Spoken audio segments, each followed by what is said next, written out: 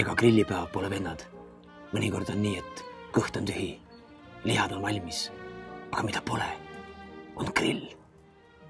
Mis sa siis teed? Jätad grillimata.